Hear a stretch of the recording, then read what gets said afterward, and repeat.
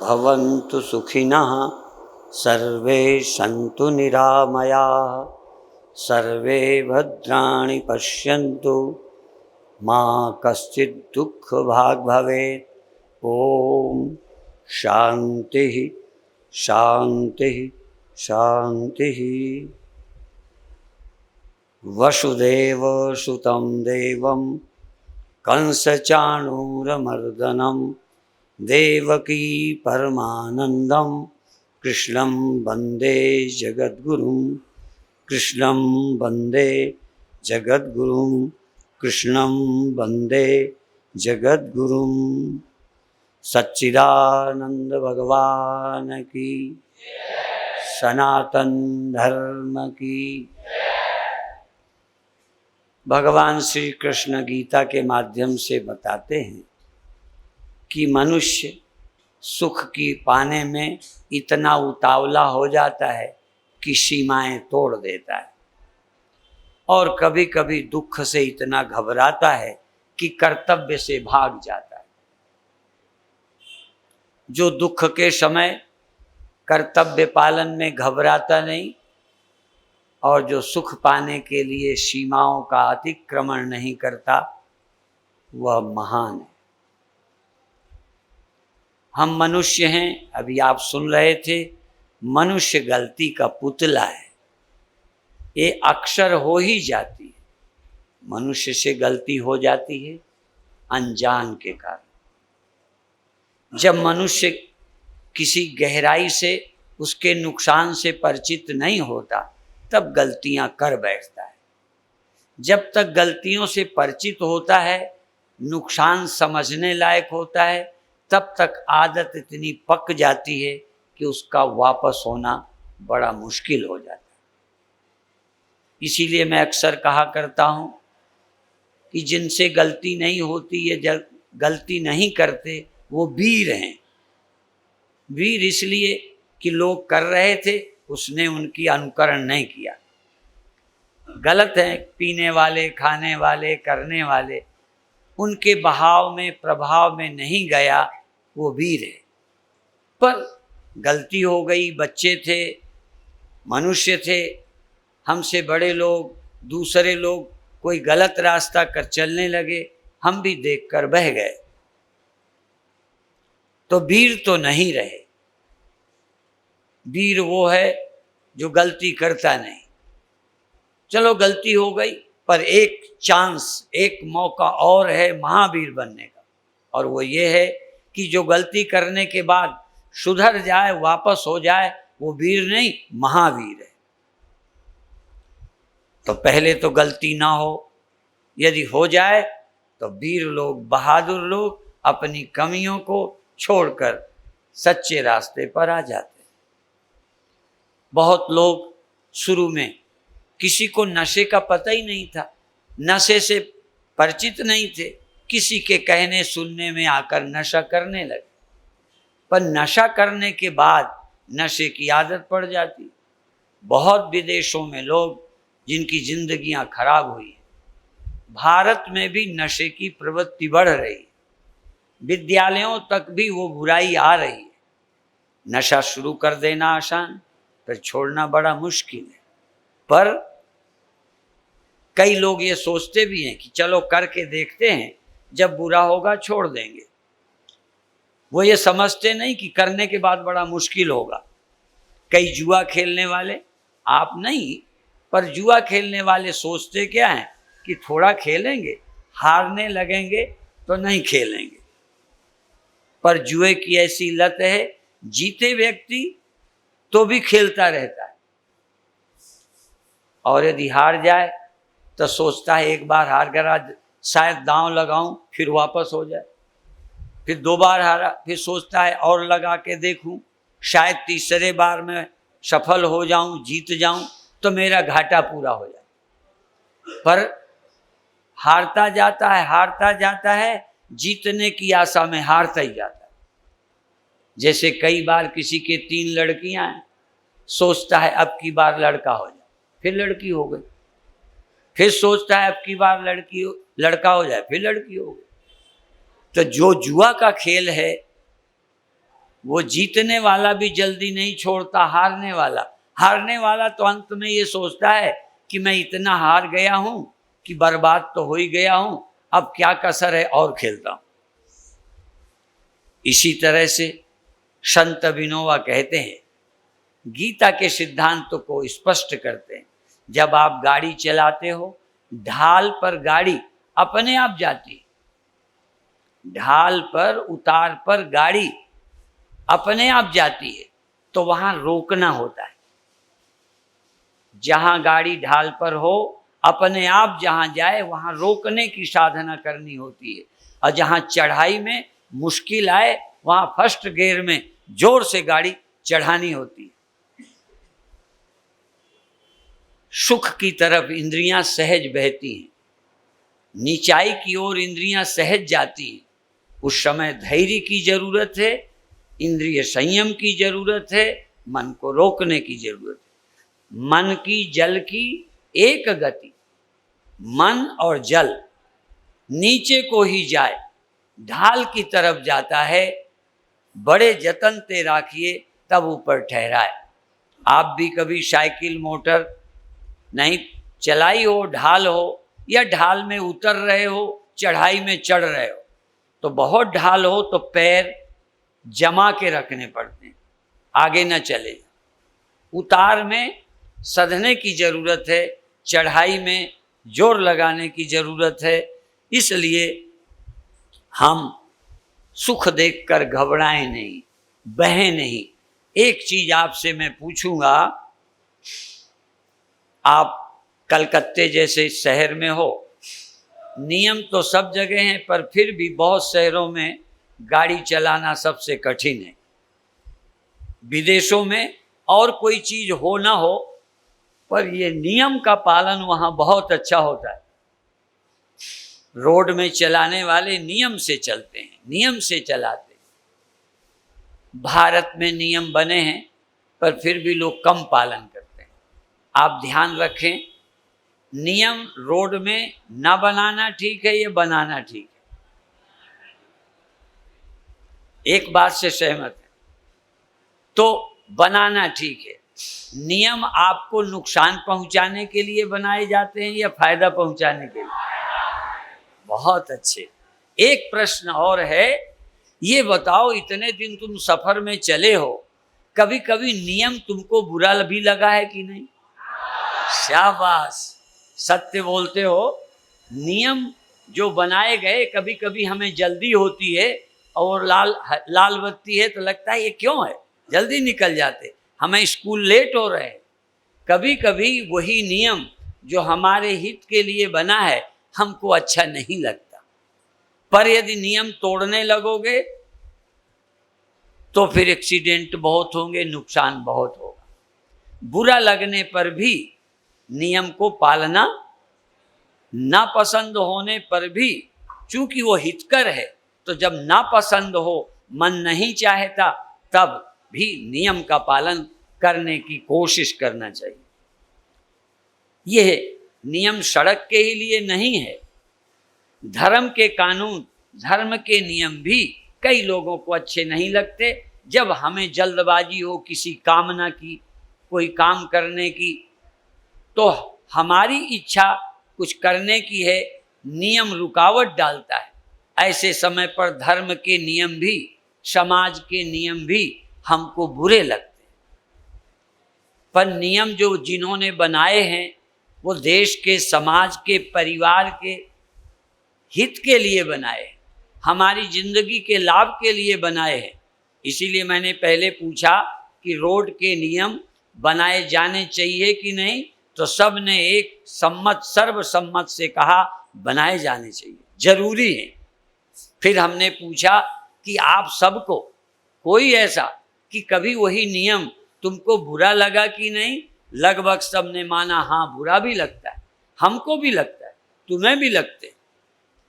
कभी हमें जल्दी होती है और कोई होती है, कोई बीमार लिए हैं तो लगता है ये क्यों। इसी तरह हमारी कामनाएं नियम को बुरा मानती हैं। हमारे मन में आया ये हम करें तो नियम हमको बाधा डालता है। सामाजिक कानून, धर्म के नियम बाधा लगते हैं, लेकिन ऐसे में भी नियम नहीं तोड़ना चाहिए। नियम तोड़ोगे तो धीरे धीरे तुम तोड़ोगे, कल दूसरा, परसों तीसरा, फिर नियम ही टूट जाएगा, फिर एक्सीडेंट होंगे, नुकसान होगा। कभी कभी हम गाड़ी कार में चलते हैं, हम अपने ड्राइवर को ज़्यादातर कहते हैं, कभी कभी हमारा ड्राइवर भी आगे निकलने के लिए हट करके आगे बढ़ाता है, ओवरटेक करता है, ओवरटेक नहीं, कुछ गाड़ियों से आगे लगा लेना चाहता है, पुल है, रेल का फाटक है कि जल्दी चले जाएंगे। फिर ऐसे ही देखा देखी, एक ही ड्राइवर चतुर नहीं है, दूसरे भी, तीसरे भी, चौथे भी सब ऐसे आगे बढ़ जाएं तो फिर जाम लग जाता है। तो एक आदमी अपने लाभ के लिए नियम तोड़ता है, पर दूसरे भी तोड़ते हैं। हमने एक कहानी सुनी थी, विद्यालय की ही थी। जैसे फंक्शन होते हैं, उत्सव होते हैं, एक विद्यालय में उत्सव था। अध्यापकों ने कहा हर बच्चा अपने घर से एक एक पाव दूध लाएगा और एक बड़ा बर्तन था, उसमें डालते जाएंगे, कल खीर बनेगी, भंडारा होगा, उत्सव होगा। बच्चे दूध लाए। एक बच्चे ने ये सोचा कि सारे बच्चे दूध लाएंगे, मेरे अकेले न लाने से पता नहीं चलेगा, और सबको कहा गया था उसमें डालते जाना, अपने अपने लोटे में लाओ।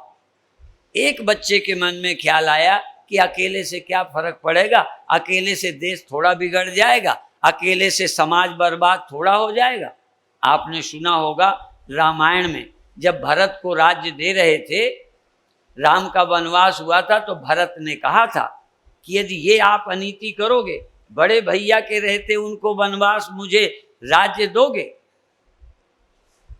तो एक उन्होंने बात भरत ने कही थी, बरबस राज देव मोहि जबहि, जबकि मेरी इच्छा भी नहीं है, बरबस राज देव मोहि तबहि, रसा रसातल जाई तबहि। अकेले राज्य करने से कोई धरती रसातल नहीं गई। भरत इतने बुरे नहीं थे कि धरती नीचे चली जाए, बल्कि धरती को उन्होंने उठाया। पर वो कह रहे थे कि यदि मुझे राज्य दोगे तो जो आज परंपरा बनी थी, बड़े भैया के रहते छोटा नहीं बैठेगा, तुम नियम तोड़ोगे और अंत में तो लोग बड़े भाई को मरवा कर भी गद्दियां लेंगे और धरती रसातल को चली जाए। नियम का पालन, यदि नियम तोड़ोगे तो लोग राज्य के लिए लड़ने लगेंगे, अपने ही अच्छे व्यक्ति को हराने लगेंगे, अपनी ही पार्टी को हराएंगे, अपने देश को नुकसान पहुंचाएंगे, गद्दी का लालच बढ़ जाएगा। इसलिए मैं कह रहा हूं कि मुझे राम के रहते गद्दी मत दो। मैं ये बताना चाहता था कि रोग है ये, एक करेगा फिर बीमारी बढ़ जाती है। एक बच्चे ने, विचार संक्रामक होते हैं, एक को उबासी आती है दूसरे को आ जाती, एक को क्रोध आवे तो दूसरे को भी। तुम क्रोध करना देखो, दूसरा भी करेगा। एक को नींद आए, ड्राइवर के बगल में सोने वाला आदमी नहीं बिठाया जाता, नहीं ड्राइवर को भी आ जाए। एक आदमी को विकार आए तो दूसरे को आता है, एक झूठा हो तो दूसरा बनने लगता है। कभी कभी गांधी जी कोई पास में कोई झूठ बोले तो गांधी अपने को थप्पड़ मारते थे। किसकी झूठ बोलने की हिम्मत इसलिए हुई कि मुझ में कुछ झूठ होगी, मेरे में भी कोई कमी होगी, नहीं ये झूठ न बोलता। खैर, तो एक बच्चे के मन में आया कि मैं पानी ले जाता हूं, उसी बर्तन में डाल देंगे, पता ही नहीं चलेगा। तो ये कोई एक के मन में नहीं आया, दूसरे के बताया, किसी को नहीं मालूम, पर दूसरे के मन में आया मैं पानी ले जाऊंगा, तीसरे के आया मैं पानी ले जाऊंगा। सब लोग लगभग पानी ही ले गए, वो ड्रम भर गया। जब देखा गया खीर बनने का टाइम आया तो पानी था। एक ने कहा कि भैया पानी कौन लाया था? तो एक ने हाथ उठाया, हम तो दूध, जो पानी लाया था उसी ने हाथ उठाया, हम तो दूध लाए थे। उसने सोचा मैं अकेला पानी लाया था, सब थोड़ी लाया होंगे। दूसरे ने कहा हम तो दूध लाए थे, पानी कोई और लाया होगा। असल में सारे ही लाए थे, सब झूठे, सब पानी ही लाए थे, दूध कोई लाया ही नहीं था। कभी कभी अच्छाई का प्रचार इसी तरह होता है। हमें लगता है हम तो बुरे रहेंगे, तुम धर्म का पालन करना, हम चाहे कुछ करेंगे ये करें। एक स्कूल में अध्यापक पढ़ा रहा था, वो तोतला था, उससे ता कहते नहीं बनता था, ता। जब वो ता कहे तो उसकी जबान से ता टा था, टा था दा ऐसे निकले, ता था दा नहीं। तो उन्होंने, अध्यापक ने कहा, ए बेटे बोलो टा। तो बच्चे को टा सुनाई पड़ा, उसने कहा टा। कहे नहीं, दोबारा सुधार किया, कहे नहीं टा नहीं, कहो टा। फिर वो टा निकला, बच्चे ने फिर टा कह दिया, बड़ा गुस्सा आया। फिर कहता है मैं तो कहूं कुछ भी, माने मेरी जबान से आवाज कैसे निकले, तुम तो कहो टा। अब वो कैसे कहे? तो कभी कभी जब हमसे ही गलती होती है तो दूसरों से भी होने लगती है। कोशिश करना चाहिए। हमारे यहाँ वर्णन आता है कि शेर वगैरह, अभी तुमने देखा होगा ये खेल कूद कराने वाले तो शेरों को ट्रेनिंग देते हैं, उन शेरों के पास रह लेते हैं। और हमने विदेशों के वो कौन सा चैनल आता है, डिस्कवरी, हाँ, हमें तो नाम नहीं याद। एक बार हम कहीं बैठे थे, चल रही थी तो देखी, अच्छी तो लगी, देखने लगो। हम कभी पिक्चर नहीं देखते, पर यदि बैठ जाए तो लगता है आगे क्या है, आगे क्या है, आगे क्या है। नहीं देखो कोई जरूरत ही नहीं। कई महात्मा और संत विनोबा बोलते हैं कि ना खाना चलता है पर कम खाना बड़ा मुश्किल। उपवास चल जाता है पर शुरू कर दो तभी लगता है पूरा ही करो। कोई पेशाब करते में कोई सोचे कि मैं बीच में रोकूं, हाँ बड़ा कठिन है, शुरू करना रुक जाता है। इसीलिए जिंदगी में बुराई की शुरुआत ना करो, शुरुआत करोगे तो रुकना बड़ा मुश्किल है। ढाल में साइकिल छोड़ दी तो रुकना बड़ा मुश्किल है। आवश्यकता है धैर्य की। कश्चित धीरा, धीर पुरुष, धीर का मतलब होता है विकार हेतु सति विक्रियन्ते येषां न चेतांसि तयो धीरा। क्रोध का समय हो, चोरी का अवसर हो, नशे का मौका हो, मनमानी करने के समय हो, एकांत हो, फिर भी नियम को जो नहीं तोड़ते वो बधाई के पात्र हैं, वीर हैं। आप अभी योगासन कर रहे थे, सचमुच बहुत योगासन सीखने लायक हैं, पर वो तो खड़े बैठे बैठे थोड़े से कराए। बहुत आसन हैं जो बच्चों को करने चाहिए। अग्निसार, पेट की क्रिया, कलकत्ते के लोग पेट के बड़े रोगी, पेट की क्रियाएं करनी चाहिए। अग्नि, जहर भी हजम हो जाए। अग्निसार, अग्नि को बढ़ाने वाला, श्वास बाहर करके पेट को अंदर बाहर करना। एक तो पेट नहीं बढ़ेगा, चर्बी कम होगी, अग्नि दीप्त रहेगी, पाचन सही होगा। अग्निसार प्राणायाम, यदि केवल पेट की क्रिया, उद्यान बंध, अग्निसार, नौली, केवल 10 मिनट कोई ये कर ले तो कोई रोग नहीं होगा। एक मेरे शिष्य थे, वो गारंटी करते थे कि मैं जिंदगी में स्वास्थ्य का बीमा लेता हूँ, कोई ये करता रहे। पर समयाभाव से, भीड़ के कारण सब बताना संभव नहीं था। ऐसे वज्रासन है जो खाने के बाद पढ़ते भी रहो, वज्रासन में थोड़ी देर बैठ जाओ। वज्रासन का मतलब पैर मोड़कर, ऊंट की तरह पैर पीछे मोड़कर बैठो। वज्रासन कई तरह का है। पूरा एड़ियों पर बैठना, गद्दी लगाकर बैठना। चलो मैं बता ही देता हूँ, मेरा विषय तो नहीं है पर छिड़ गया तो बता देता हूँ। पंजे बाहर को करके, पंजे बाहर एड़ी भीतर, एक में पंजे और एड़ी ऐसे, और दूसरे एड़ी बाहर और पंजे अंदर, गद्दी बनाकर। ये कई तरह से वज्रासन होता है।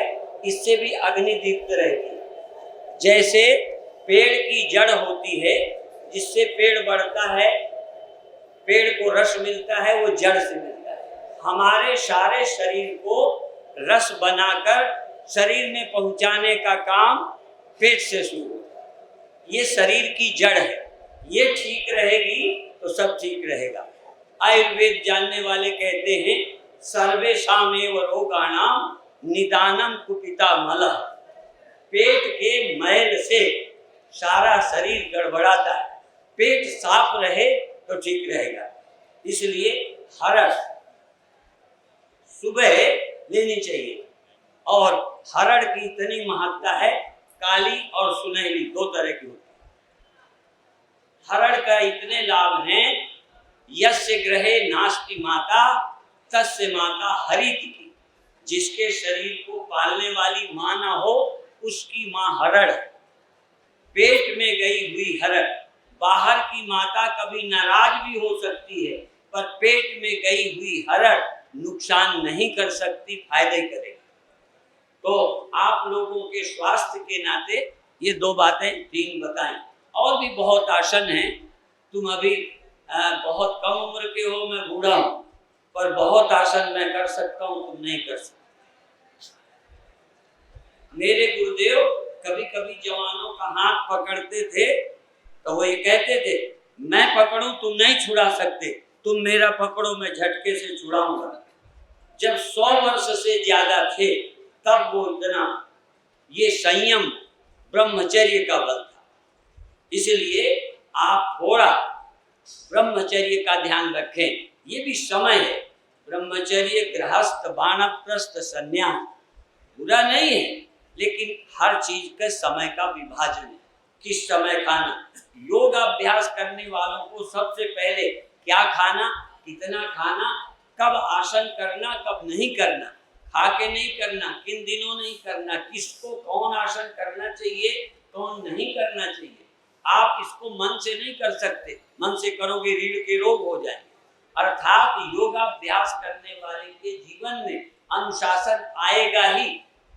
जब इस रास्ते पर चलोगे मालूम होगा फायदे के लिए आसन किया, ऐसा करोगे तो नुकसान होगा।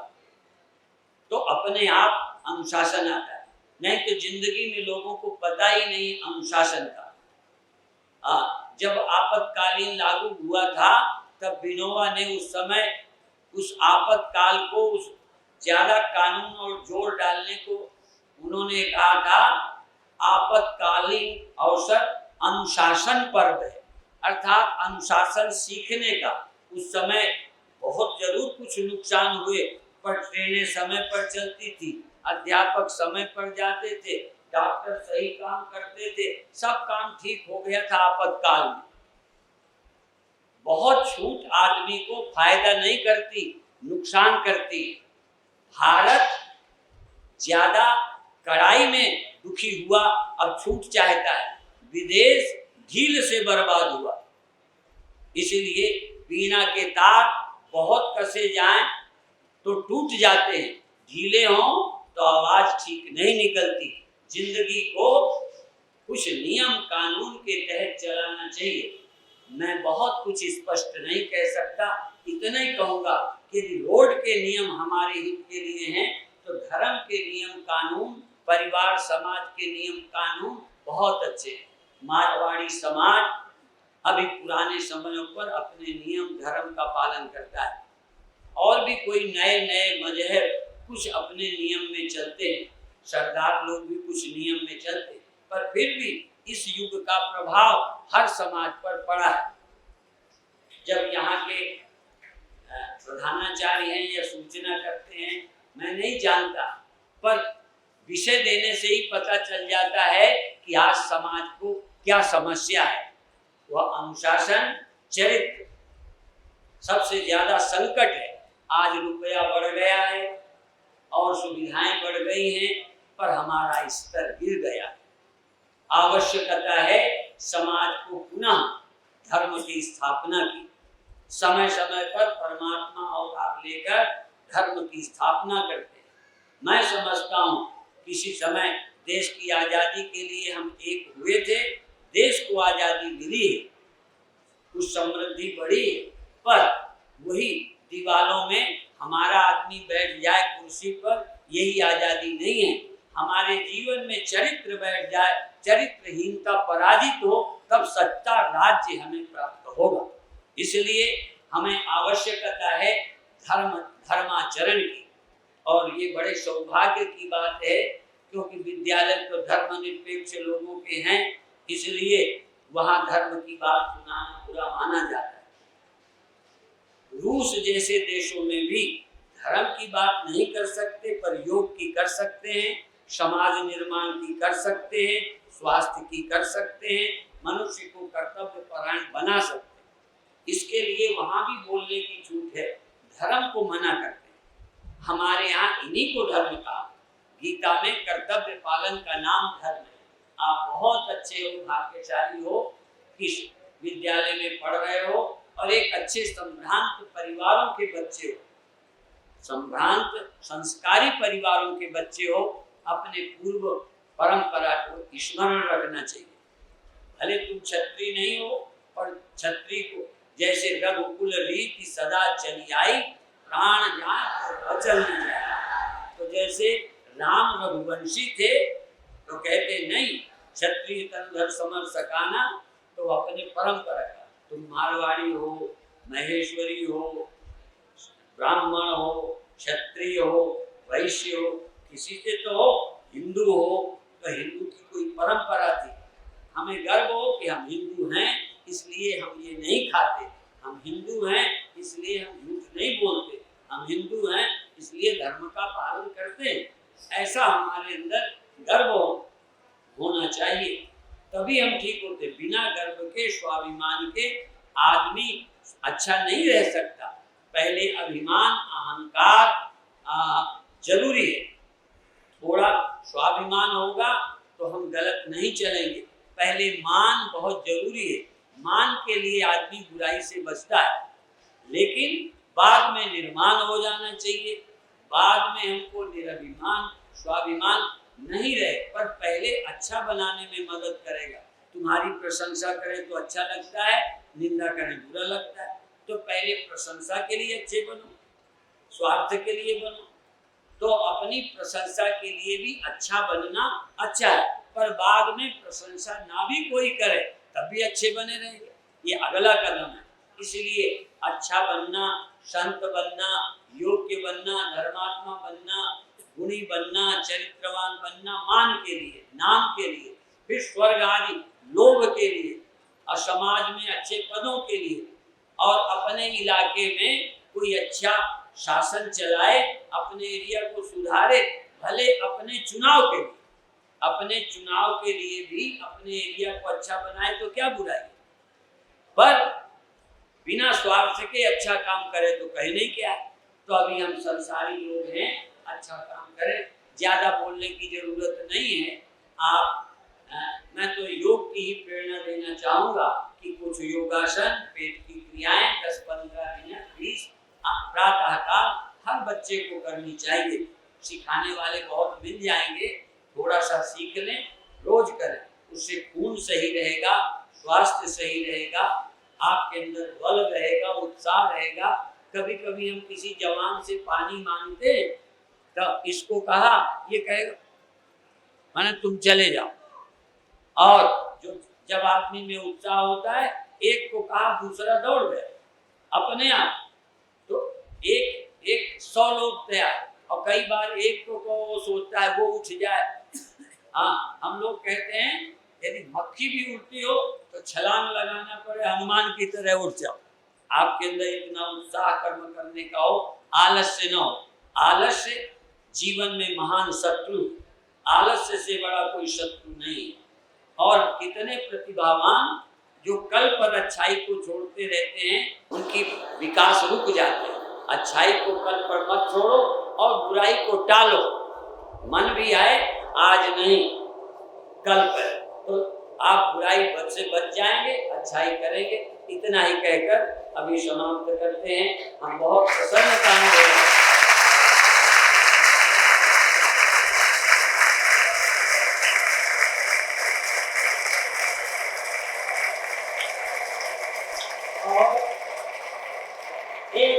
एक प्राणायाम, कुछ प्राणायाम तो उन्होंने ऐसे बताए, और हम एक प्राणायाम भ्रामरी बोलते हैं। लंबी श्वास भरकर देर तक गुंजान करने से मस्तिष्क के रोग और दौरा और कई रोग ठीक होते हैं। मस्तिष्क के तंतु खुलते हैं, तो इस तरह कर सकते हो।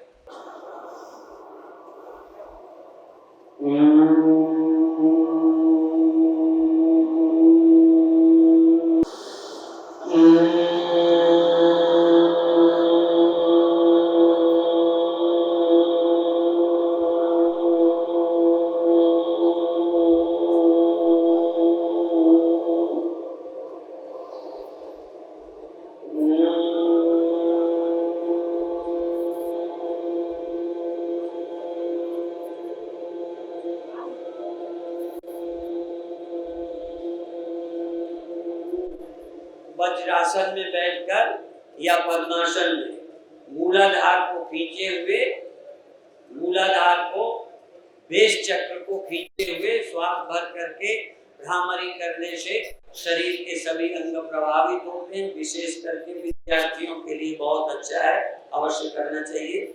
और यदि युवावस्था में शरीर में गर्मी है, तो गर्मी है, मुहासे है, कहीं कुछ हो जाता है, उसके लिए शीतली प्राणायाम थोड़ा करना चाहिए।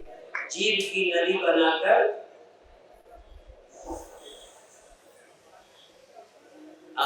जीभ की नली बनाकर श्वास लेना, नाक से छोड़ देना।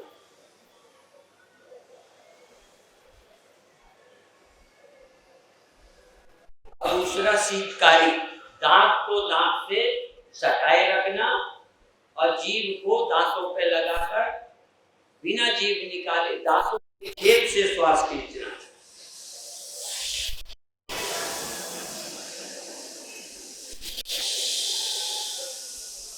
इससे एकदम शरीर के भीतर ठंडक जाएगी, जैसे बर्फ। तो जो शरीर की गर्मी है, तो बच्चों के लिए अच्छी नहीं होती, जो गर्मी नुकसान करती है। खून में गर्मी बड़े मुहासे निकलते हैं, शरीर में उष्णवीर्य हो जाता है। तो शीतली प्राणायाम करने से ये लाभ रहते हैं। इनका अभ्यास करना चाहिए। ओम शांति।